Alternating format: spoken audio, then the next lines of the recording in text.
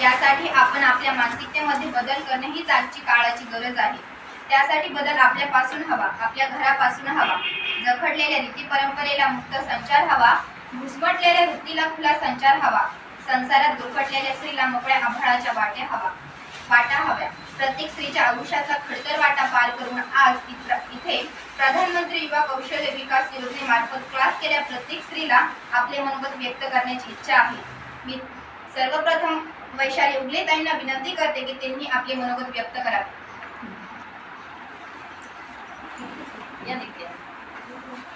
समोर या. आपण फक्त महिलांसाठीच कार्यक्रम ठेवलाय.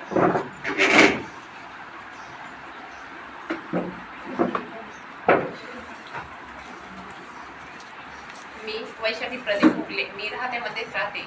मला प्रधानमंत्री कौशल्य योजना विकास योजनेच्या संदर्भात माहिती मिळाली की इथे संपदा कॉलेज ऑफ स्किल डेव्हलपमेंट इथे हे क्लास सुरू होणार आहे. मी इथे फॉर्म भरून दिले व माझे क्लास सुरू झाले. मला भरपूर प्रकारचे चांगले ब्लाऊज, ड्रेस, वन पीस, वेगवेगळे प्रकारचे डिझाईन्स वगैरे मॅडमनी खूप छान पद्धतीने शिकवले व मी आता माझा स्वतःचा बिझनेस करू शकते. यानंतर अर्चना शिरोडकर ताई.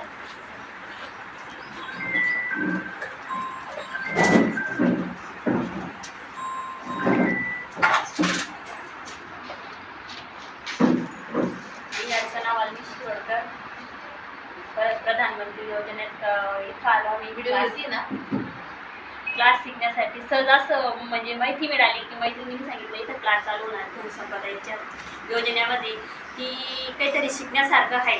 यायचं इथं आपल्यासाठी घरात राहण्याची जे घरात आपण काही करू शकत तिथे बाहेर आल्यानंतर इथं खूप माहिती मिळाली आम्हाला. खूप आम्ही जे करू शकत नव्हते ते करण्याची योजना भेटली. या मॅडमांनी खूप सपोर्ट दिला आम्हाला. वर्षा मॅडमांनी, ह्या मोठ्या मॅडमांनी आम्हाला खूप चांगलं म्हणजे खूप काही आमच्या पुढे जाऊ शकतो, ते करू शकतो ते सांगण्याचा प्रयत्न केला. थँक्यू. चांगली झाली तर शेवट पण चांगलंच होतं. यानंतर वर्षाताई गाडवे.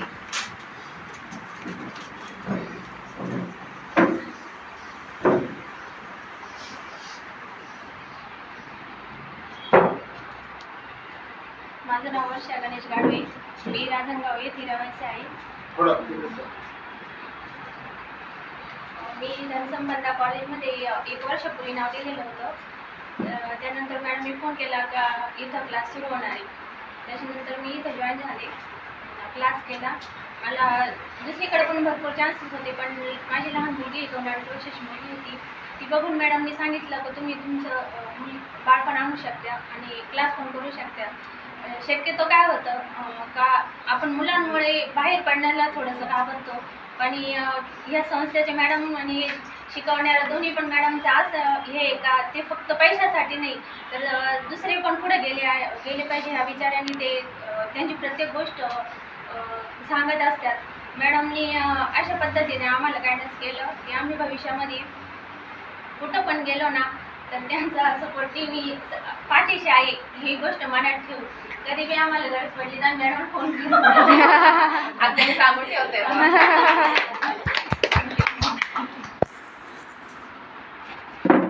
अजून कोणाला इच्छा असेल मनोगत व्यक्त करण्याची त्या समोर येऊन आपले मनोगत मांडू शकता.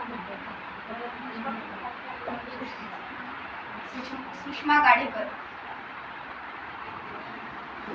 बोलल्या तर प्रगती करा, नाही बोलल्या तर प्रगती नाही होणार. सगळ्या महिलाचे मोकळ्या मनाने बोला, काय प्रॉब्लेम नाही. बोलल्याशिवाय कोणाला काही कळणार पण नाही. राहता इथेच राहते. मी पार्लरचं सेक्शन करते. म्हणजे या प्रधानमंत्री कौशल्य योजनेअंतर्गत आम्हाला पार्लर शिकावं म्हणजे आम्हाला मनीषा कोळसे मॅम यांनी खूप छान प्रकारे पार्लरचे सेक्शन म्हणजे पार्लर शिकवलं आणि आज भविष्यामध्ये आम्ही कुठेही गेलो तरी पण आम्ही स्वतःच्या पायावर उभे राहू शकतो. इतकं छान ट्रेनिंग दिलं आणि आम्हाला या क्लासचे मनापासून आभार मानायचे की आज जे त्यांनी जे शिकवलं त्याचा आम्हाला भविष्यात खूप चांगल्या प्रकारे उपयोग होऊ शकतो.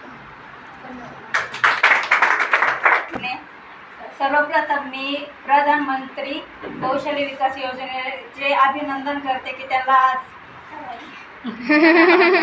वर्धापन दिन आहे आणि त्यांच्यामध्ये आम्ही आज सहभागी झालो याची आम्हाला खूप आनंद आहे. आणि मी पण ह्या क्लासमध्ये जॉईन झाले. मी इथं जॉब पण करते आणि क्लास पण केलेला आहे. आणि खरंच आम्हाला मॅडमने खूप छान प्रकारे शिकवलं आहे.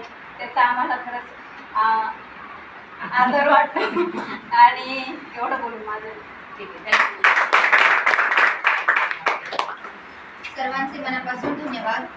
जबाबदारीच्या काटेरी कुंपणात अडकलेली, स्वतःपेक्षा जास्त कुटुंबाला महत्त्व देणारी, प्रत्येक क्षेत्रात स्वतःचं अस्तित्व साध्य करणारी आणि अहिंसात्मक प्रतीक असलेली प्रत्येक प्रेरणा म्हणजे ती. या काटेरी कुंपणातून प्रवास करून इथपर्यंत पोहोचलेल्या धनसंपदा कॉलेज ऑफ स्किल डेव्हलपमेंटच्या CEO सौ अनिता वहाडणे मॅडम यांना मी विनंती करते की त्यांनी आपले मनोगत या ठिकाणी मांडावे.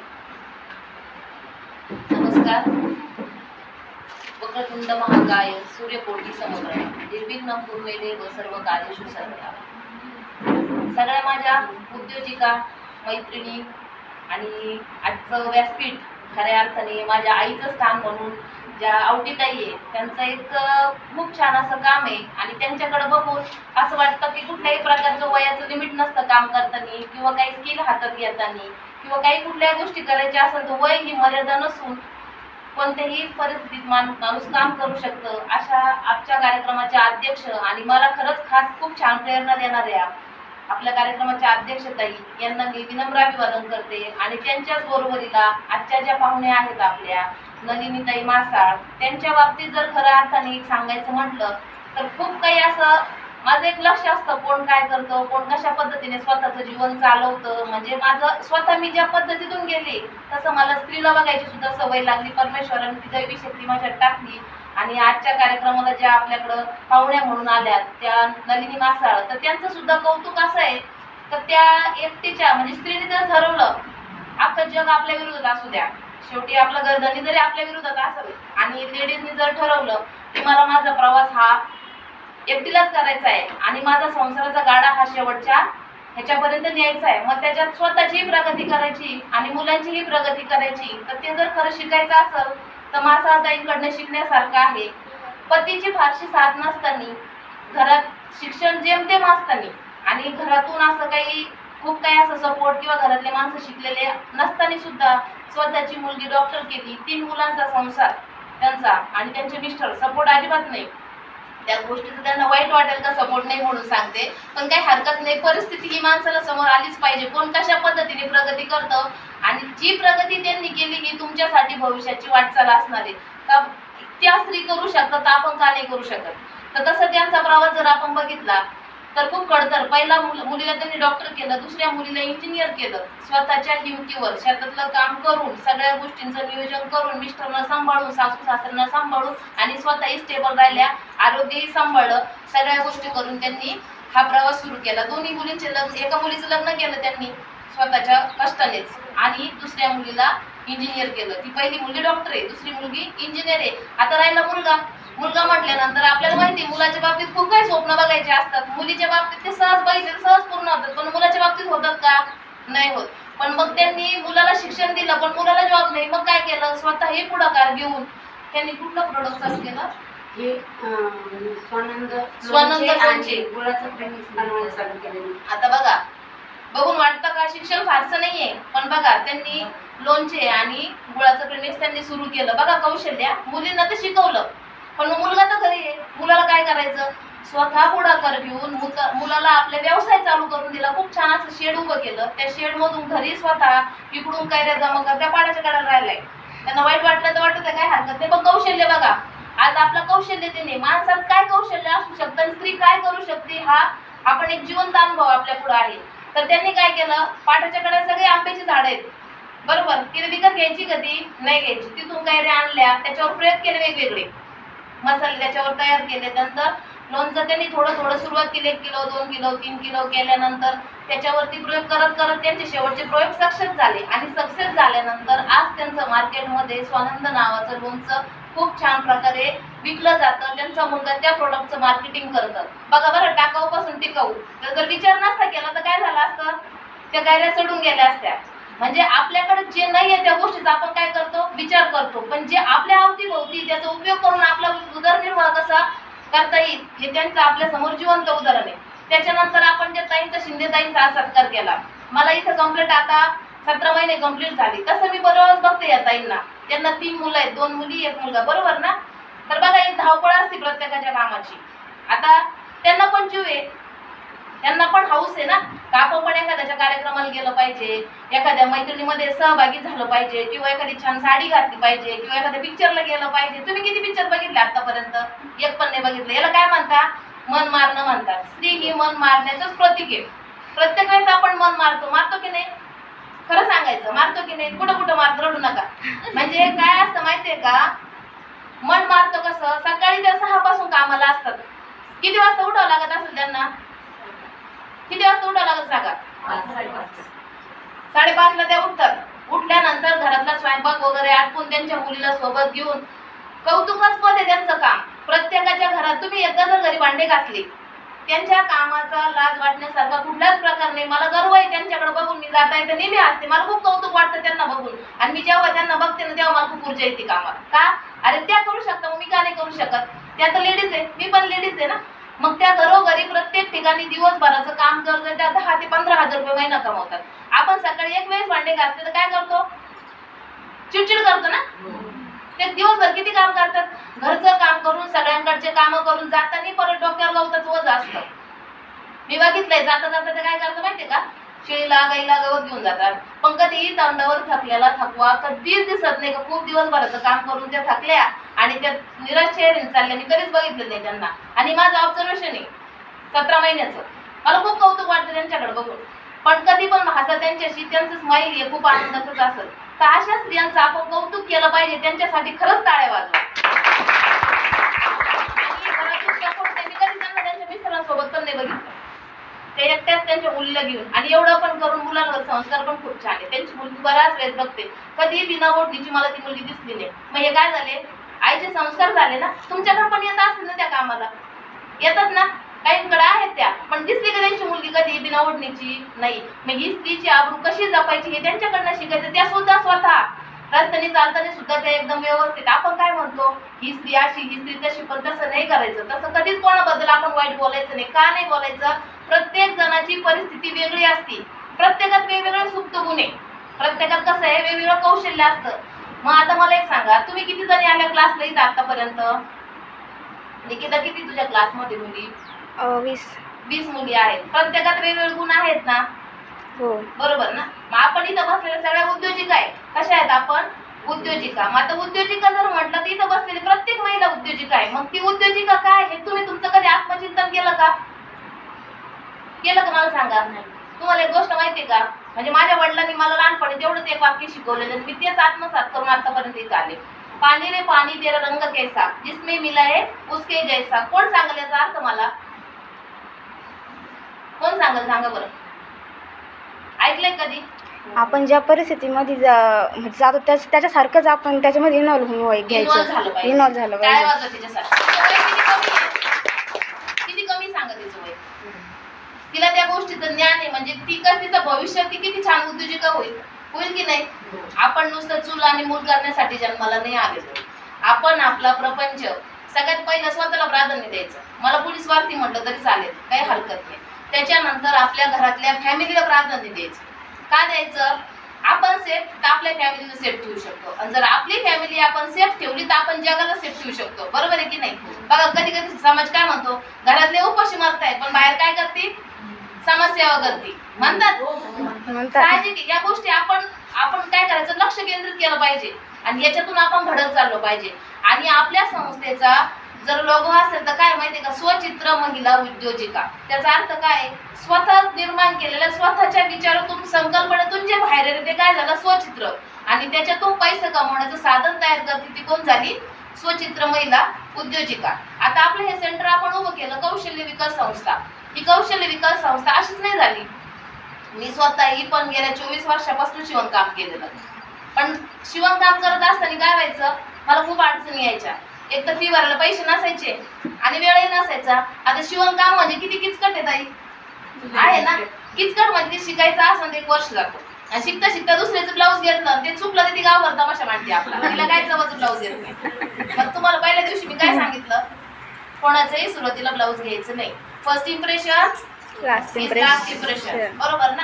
मग जसं तुम्ही सुरुवात केली त्यावेळेस मी काय म्हटलं, घरचे तुम्ही साड्या फाडा, घरचे पेटीकोट फाडा आणि ब्लाऊज शिवा, पण दुसऱ्याचं घेऊ नका. मला सगळ्यात जास्त, मी पण लेडीज आहे पण बाईतलं एक गुण कधीच आवडत नाही. मी पण लेडीजच आहे पण बाईतला गुण मला आवडत नाही. का नाही आवडत? आपल्याला जर समोरचा चुकीचं वाटतोय पण तो चुकीचा नसून ते त्या परिस्थितीनुसार तो वागला म्हणजे चुकीचं कोण आहे? परिस्थिती. मी पण चिडचिड करते, मलाही राग येतो, मी पण एखाद्याला बोलते, पण ते लावून ठेवतो का आपण? आता बोलला इथं विसरलं, पुढं चाललं तरच प्रगती होती माणसाची. आणि तुम्हाला सगळ्यांना माझी एकच मनापासून विनंती आहे, कधी पण आपण आज कौशल्य विकास दिन साजरा करतोय, बरोबर? तर माझं एकच प्रधानमंत्रींना जर आपल्याला खरंच अर्थाने जर समजा त्यांचे आभार मानायचे असेल तर प्रत्येक एका महिलेनं काय म्हणायचं, तर मी कोणाला तरी सपोर्ट करेन, तिच्यातले कौशल्य बाहेर काढेल, कोणाला तरी सपोर्ट करेन आणि तिचं कौशल्य बाहेर काढेल. म्हणजे त्याच्याने काय होईल, तुम्ही फ्रीमध्ये शिकल्या ना, तुम्ही फ्रीमध्ये शिकल्या, पण जर तुमच्यातले गुण जर तुम्ही दुसऱ्याला दिले तर त्याचा मोबदला तुम्ही पेड केला, कोणाला केला? प्रधानमंत्रीलाच केला ना. एकापासून एक, मग एकाने एक इच्छा व्यक्त करा, तुम्ही एक जणी ट्रेन करा. ट्रेन काही करू नका. जर समजा मला आज शिवण क्लास चालू करायचा आहे, माझा स्वतःचा व्यवसाय चालू करायचा आहे, ताईंकडे मी माझी संकल्पना घेऊन गेले आणि ताई मला म्हटल्या का बा ताई मला असं असं काम करायचंय. ताई म्हटल्या ठीक आहे, माझं ब्लाऊज मी तुलाच पहिले शिवायला देते. हे काय झालं, माझं प्रोत्साहन झालं. ताईंनी मला ब्लाऊज शिवायला दिलं, मी ते शिकल्यानंतर खूप छान शिवल्यानंतर त्यांनी माझी वाहवा केली. हा काय झालं, मला प्रोत्साहन झालं, मला आले मी खूप छान ब्लाऊज शिवता येतं. म्हणजे मी काय करणार, अजून जास्त ऊस करते, दुसरे पण ब्लाऊज घेणार, या 4 जणींना सांगणार, म्हणजे माझा व्यवसाय कसा वाढला. पण आपल्याकडे तोच विषय चुकतो. एखाद्या लेडीजने जर बिझनेस टाकला तर आपण तिला काय म्हणतो, तिच्याकडे कशाला जाती, काय चवाची शिवत नाही. एखादी कापड दुकान टाकलं, कशाला जाती, तिचा मालच चांगलं नाही. एखादी किराणा दुकान टाकलं का कशाला जाती, त्याच्या शेंगदाण्यात खडे टाकून ठेवते. ही आपली प्रवृत्ती आहे. आपल्याला जर कोणाबद्दल काही बोलायचं नसेल, माहीत नसेल तर बोलायचं पण नाही, पण कौशल्य जे आहे त्याचे सपोर्ट करायचा पूर्णपणे, का तो कसा व्यवसाय वाढवेल. आता योगायोगाने आज मी त्या 3 महिलांना नाही म्हणजे बोलवलं त्यांना, पण ते आल्या नाही. माझ्या वाटचालीला, माझ्या सुरुवातीला त्यांचा खूप छान सपोर्ट आहे. मला एक सांगा, तुम्हाला जर एखादी तुमच्या गळ्यातलं मणिमंगळसूत्र मागितलं, तुम्ही द्याल का? खरं प्रामाणिकपणे सांगायचं, द्याल का? माझ्या त्या 2 मैत्रिणी अशा आहेत, पहिला फुल टाइम काम करत नव्हत्या, त्यांचे व्यवसाय चालू होते. मग त्या म्हटलं का होत आहे, तुमच्याकडे एवढं छान स्किल आहे, सगळ्या गोष्टी चांगल्या आहेत, मग तुम्ही का नाही घरी का बसल्या, काहीतरी सुरू करा. पण पैसेच नाही म्हटलं, आता काहीच करू शकत नाही. आता मी एकदम निराश होऊन बसलेली होती घरी. त्या 2घी जणींनी मला मिळून कॉन्फरन्स कॉलवर फोन केला, टेन्शन घेऊ नका, आम्ही तुम्हाला पैसे देतो, तुमचा व्यवसाय चालू करा. एकीने दुकानाचं डिपॉझिट भरलं, कापड दुकानाचं, तिचं गळ्यातलं गहाण टाकून 50,000 रुपये मला आणून दिले आणि दुसरीने तिच्या क्रेडिटवर मला माल घेऊन दिला. माझी सुरुवात बघा 0तून परत. एकीने तिचं गळ्यातलं बँकेत टाकून मला डिपॉझिट भाडं वगैरे भरायला, रॅक वगैरे घ्यायला 50,000 दिले आणि दुसरीने तिच्या दुकानात म्हणजे तिच्या ओळखीच्या क्रेडिटवर मला 2 लाखाचा माल घेऊन दिला. तुम्ही कराल का? कराल का मला सांगा. मी खूप आभारी आहे दोघींची. म्हणजे माझ्या आयुष्यात खरंच खूप त्यांच्यामुळे नवतेजस निर्माण झालं आणि मी परत इथपर्यंत आले. आणि अशीच तुमची साथ घेऊन मला अजून प्रगती करायची, माझीच नाही करायची, माझ्यासोबत तुमची पण करायची. तुम्ही तर ब्लाऊज शिकल्या, परकर शिकल्या, हे छान छान सगळे ड्रेस यांनी शिवलेत मॅडम. तर माझं उद्दिष्ट काय आहे का, ह्या रेडीमेड गारमेंट ही कंपनी, माझी संकल्पना खूप जुनी येते, रेडीमेड गारमेंट कंपनी सुरू करायची आणि त्याच्यामध्ये सगळ्यांना तुम्हाला सहभागी करून घ्यायचं. ज्याच्यात जे स्किल आहे त्यांनी आपल्याकडे येऊन काम करायचं. पलीकडच्या गाड्यामध्ये आपण 4 मशीन करणार लावणार, त्याच्यात तुम्ही तुमचं शिवण काम करा. त्याच्यानंतर आपण ते सेल आउट करू. जसं माझा बर्गरचा बिझनेस आहे, ब्लाऊजचा बिझनेस आहे, मागच्या वेळेस आपण शिवले बघा, तसं हा तुम्हाला माध्यमात घेऊन मला सुरुवात करायची. प्रगती एकट्याने होती का?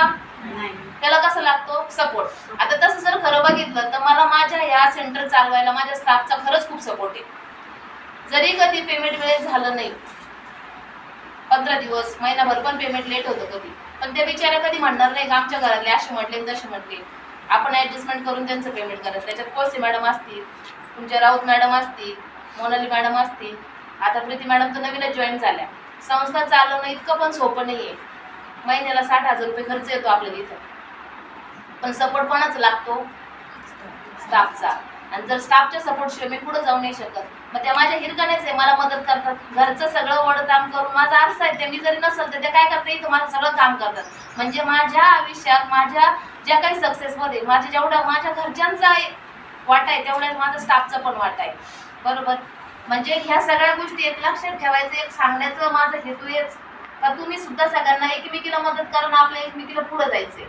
मग त्याच्यासाठी धनसंपदा इन्स्टिट्यूटच्या माध्यमातून, धनसंपदा संस्थेच्या माध्यमातून तुम्हाला जी काही एनीटाईम मदत लागू द्या, कोणत्याही बाबतीत असू द्या, आम्ही 100% तुम्हाला सपोर्ट करायला तयार आहोत. आणि तुमच्या काही खरंच इच्छा असतील आणि कौशल्य दिनाच्या माझ्या सगळ्या हिरकण्यांना खूप खूप शुभेच्छा. थँक्यू. पाहुण्या म्हणून लाभलेल्या नलिनी मासाळ मॅडमला मी विनंती करते की त्यांनी आपले अनमोल मनोगत व्यक्त करून आमच्या सर्व महिलांना एक प्रोत्साहनाचं काम करावं.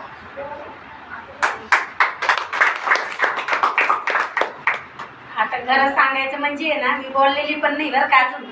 मी पहिल्यांदा आलेली म्हणजे गेलेली बाहेर, पण बोललेली नाही. माझ्यासोबत भरपूर राहत्यात बोलणारे. मी जाते आणि बसते, पण आता जसं बोलता येईल तसं बोलते. हा, माझं साधं सरळ बोलणे बोलणं राग येऊन देऊ नका. जाते खूप शातात. आता माझ्या जीवनातलं जर सांगायचं म्हणलं ना तर ताईंला तर सगळं माहितीच आहे. बेकार दिवस गेलेले माझ्या जीवनातले, त्याच्यामुळे सांगून समोरच्याला हे नाही करायचं. पण बिझनेस बद्दल माहिती करायची म्हणजे हळूहळू चालू केलेला चांगलाच असतो. मी पण अगोदर लोणचेचा प्रोडक्ट चालू केला माझा स्वानंद म्हणून. तेव्हा तर माझ्याकडे बरणे घ्यायला पण पैसे नव्हते. स्वतः ताईंनी बघितलेलं आहे, सांगायची गरज नाही. ताईंच्या दुकानावर जेव्हा बाया महिला ही करायच्या, शिवण क्लास करायच्या, तेव्हा ताईंचं तिथे छोटं दुकान होतं.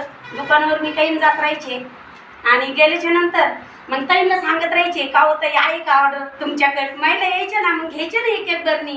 हो ताई सांगा तुमच्या जवळचे, सांगा त्यांना लोणचं. मग थोडंफार असलं का ताईंजवळ पैसे ठेवा. तेव्हा असायचं तरी काय हो, 100 रुपये किलोनी लोणचं विकायची मी. मग तेव्हा काही अगोदर तर असंच म्हणजे सांगायचं म्हणजे डायरेक्ट पडलेल्या काही गोळा करायच्या, कोणाला पारायला लावायच्या, कुणी घेऊन चाललं असलं तरी विकत घ्यायच्या. म्हणजे एक शॉक होता मला. एक तर तुमच्यासारखे सुशिक्षित लोक थोडक्यात, त्यांना बनवता येत नव्हतं, मी बनवायला जायची. फक्त एका व्हिजिटची 100 रुपये घ्यायचे त्यांच्याकडून. ते 4-5 जणींचं फ्रीमध्ये बनवून द्यायच्या ताईंना विचार. आणि मग असं करता करता थोडे दिवस ते चालू राहिले ना. नंतर मी घरी मला लाज वाटायला लागली, बाबा आपण इकायचं म्हणजे कसं इकायचं ना. डायरेक्ट तर एवढं मोठं आपल्याकडे पैसे पण नव्हते ना एवढे. फक्त 300 रुपये 325 रुपये होते माझ्याकडे धंदा उभा करायचे तेव्हा. आणि त्याच्यात एकच टप लोणचं झालं, ते पण चांगलं नाही झालं. ते पण नंतर भीती होती का बाबा ते खराब होतंय का, कसं होतंय का, काय होतंय. मग नंतर थोडे दिवस असे जाता जाता ते काही खराब झालं नाही, नशिबाने पण साथ दिली. मग नंतर मी बाजारात जायला लागले चौकत. म्हणजे आपण घराघरात पोहोचल्याशिवाय होत नाही ना ते. तुम्हाला घराघरात पोहोचायचंय ना, म्हणून आता लगेच माझा प्रोडक्ट झाला आणि त्याला मान्यता दिली असं होत नाही ना, सगळं करावं लागतं ना. मग त्याच्यामुळे मग हळूहळू असं बाजाराला जाऊन आपला थोडा ब्रँड नाव बिव बोलून. आणि मग थोडे दिवस गेल्यावर नंतर मुलगा म्हणे हे काय आपल्याला करायचं नाही बाबा, हे धंदा मला परवडणार नाही. माझे एक पार्टनरले ग्रॅज्युएट चहाची शाखा घेतलेली मुलाने त्यावेळेस. आणि मग असं करता करता मुलगा निघून गेला ना तिकडं. आणि मग निघून गेल्याच्या नंतर मी एकटीने चालू केलं. मग त्याला जाऊन दिलं, नंतर एकटीने चालू केलं. माझी मुलगी डॉक्टर केलं होती, 3ऱ्या वर्षाला होती मुलगी. मुलीचं लग्न होऊन 1.5 वर्ष झालेलं आहे, मुलाचं लग्न होऊन 1.5 महिना झालेलं आहे. मग असं करता करता एक मुलगी लगेच 10वी सुटलेलीच होती. नंतर परिस्थितीच नव्हती ना का आपण का पैसे कुठून आणू किंवा भरू किंवा असं. मग नंतर लहान मुलीला म्हणलं का आता नाही का, तिला पण डॉक्टर व्हायचं स्वप्न होतं ना, पण मग ती नाही झाली. मग ती पैशाचा प्रॉब्लेम आल्यामुळे तिला संजीवनीला आम्ही NT ह्याच्यामध्ये आहे ना, कास्टमध्ये आहे ना, मग संजीवनीला तिचं ॲडमिशन झालं. सरांचे फोन यायला लागले फ्रीमध्ये झाले, करा मॅडम करा मॅडम. मग तिला डिप्लोमाला ॲडमिशन घेतलं. मग ती फर्स्ट इयरला गेली. नंतर मग दागदागिने राहायचे थोडेफार आईवडिलांनी दिलेले पहिले, ते मोडून टाकले सगळे आणि तिला घेतलं. आणि माझे मिस्टर म्हणजे सांगायचं उघड, माझे मिस्टर ड्रिंक करते. ते बी अशी तशी करते, मी सकाळी झोपतून उठलं का जाते तर संध्याकाळची येते. माझी सुनबाई पण सोबत आलेली, दाखवते तुम्हाला पण ती. मग असं करता करता जाता जाता मग बरेच दिवस निघून गेले. मुलीचं डिग्री झाली मोठ्या मुलीची, डॉक्टर झाली ती आणि ती बाहेर सायदीपला जॉबला गेली तर तिला 60-62 हजार रुपये महिना दिला पहिल्या स्टार्टिंगला.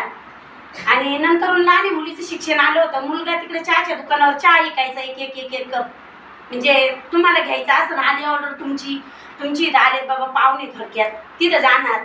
हे केअर कचरा गोळा करणाऱ्या महिला आपल्या संस्थानला नाही का अंग तिथं आपली एक शाखा आहे तिथं पण शिर्डीमध्ये पण हिथं पण शाखा आहे आपली राहत्यामध्ये पण.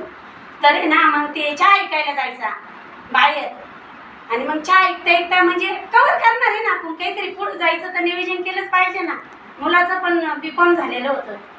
मग म्हणलं आता काय करायचं तर लहान मुलीचं शिक्षण चालू होतं, मुलाचं शिक्षण चालू होतं. मुलाला CA बनायचं होतं. मुलाचं स्वप्न लय मोठं होतं माझ्या. तर मग काय बाबा नाही का 60-70 हजार रुपये महिना होतो त्याला असं म्हणून CA बनायचं होतं मुलाला. आणि माझं पण स्वप्न होतं मी माझ्या मुलाला CA बनेन. पण हे दोन्ही मुली एकदम अशा ट्रॉंगला पुढे चालल्या ना. मग मुलाचं शिक्षण थांबवून घेतलं. मग विचार कोणावर करायची वेळ आली? मुलावरच करायची वेळ आली ना. मुलीचं इंजिनिअरिंग झालं, मुलगी जॉबला आहे संभाजीनगरला. आत्ता एका मुलीचं लग्न झालं, मुलाचं 1.5 महिन्यापूर्वी लग्न झालं. आमच्या मिस्टरांचं काहीच नाही. आम्हाला 3 एकर 4 एकर शेती पण आहे. आणि मग हळूहळू शेतीमधून तर काहीच नाही. तुम्ही तर पाहिलं पाऊस पडला तर शेतीत उत्पन्न येतं, नाही पाऊस पडला तर काहीच येत नाही. आणि येणार पण काय आहे ना असं आहे ना. तिथून पुढं असं हळूहळू करता 3 वर्षापूर्वी सुरुवात केली ती. तर ती 3 वर्षापूर्वी सुरुवात केली ती. आता मी माझी स्वतःची कंपनी टाकलेली आहे. कधी पण यातून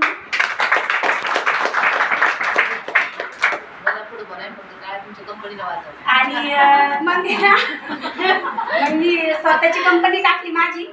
मग नंतर मुलाच्या लग्नाचं मुलाला पाहुणे येत जात होते. मिस्टर असे दारू प्यायच्या नंतर प्रॉब्लेम तयार झाले माझ्या मागं भरपूर काही. मुलीचं पण मोठं हॉस्पिटल आहे, गेल्या साकोरला तर कधी पण जा. मातुश्री हॉस्पिटल आहे. जावई MD आहे. मुलीचं शिक्षण आता लहान मुलगी राहिलेली बिन लग्नाची, मुलाचं पण लग्न झालेलं आहे. ह्याच्याबद्दल पुढं मग थोडं वाढवता लोणच्याचं बाजूला ठेवून नंतर मुलगा स्वतः म्हणला का बाबा आता हे लोणच्याचं आपल्याला थोडंसं पुढं म्हणजे ऑर्डर यायला लागले ना. बाहेर जात होते घेऊन बाजारला. मग हळूहळू ऑर्डर यायला लागल्या. तुम्हाला आवडलं थोडक्यात 4 जणींना तुम्ही तुमच्या नातेवाईकांना सांगितलं आमच्या तिथे एक लोणचं आहे असं आहे. नंतर मी लिहून नंबर द्यायचे, एक चिठ्ठी चिटकवायचे. आपल्या बरणी चॉकलेटच्या बरणी नाही का चॉकलेटच्या त्या दुकानातून घेऊन जायचे. 1 किलोचं माप करायचे आणि त्याच्यावर नंबर टाकायचे माझा लिहून टाकायचे. माझं शिक्षण लय झालेलं नाही, मी 30 शिकलेली फक्त. आणि मग ते नंबर लिहून द्यायचे. मग ते जर तुम्हाला नातेवाईकांचा फोन आला तर तुम्ही मला फोन करायचा का नाही का ताई या आमच्या नातेवाईकांना लागतंय 2 किलो आणा 3 किलो आणा.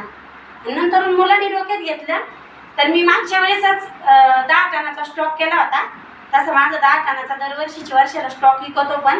आणि आता माझं डायरेक्ट दुकानला जातं, प्रत्येक दुकानला राहतं राहत्यामध्ये, नाही तर बाहेर पारनेर बिरनेर सगळ्या सिटीमध्ये राहतं. आणून पहा खाऊन पहा किंवा कंपनीवर या घेऊन जा काही प्रॉब्लेम नाही.